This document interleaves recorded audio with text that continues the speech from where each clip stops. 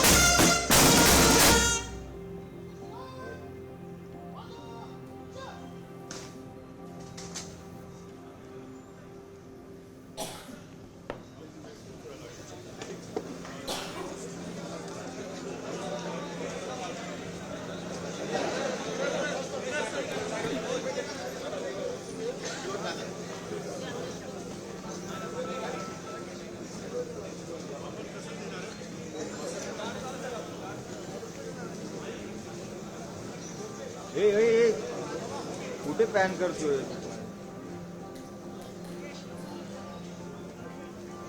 अजित पवार यांच्या पार्थिवावर सकाळी 11 वाजता शासकीय इतमामात अंत्यसंस्कार केले जातील।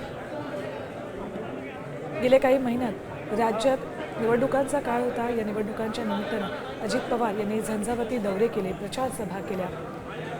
राज्यभरात नगरपालिका निवडणुका असू देत, महापालिका निवडणुका असू देत आणि आता होऊ घातलेल्या जिल्हा परिषद पंचायत समिती निवडणुका असू देत, यासाठी म्हणून त्यांच्या सतत प्रचार सभा सुरू होत्या। कालही एका प्रचार सभेसाठी म्हणूनच ते बारामतीत येत होते आणि त्याच वेळेला हा अपघात घडला आणि एका क्षणात होत्याचं मृत्यू झालं। अंत्यदर्शनासाठी म्हणून मोठा जनसागर काटेवाडीत त्यांच्या निवासस्थानापुढे लोटला। तिकडे विद्या प्रतिष्ठानच्या मैदानात त्यांच्या पार्थिवावर अंत्यसंस्कार होणार आहेत। तिथे त्यांचं पार्थिव येण्यापूर्वीच अनेकांनी प्रचंड गर्दी तिथे केलेली आहे। केवळ बारामती नव्हे तर संपूर्ण राज्यभरातच शोकाकुल वातावरण आहे।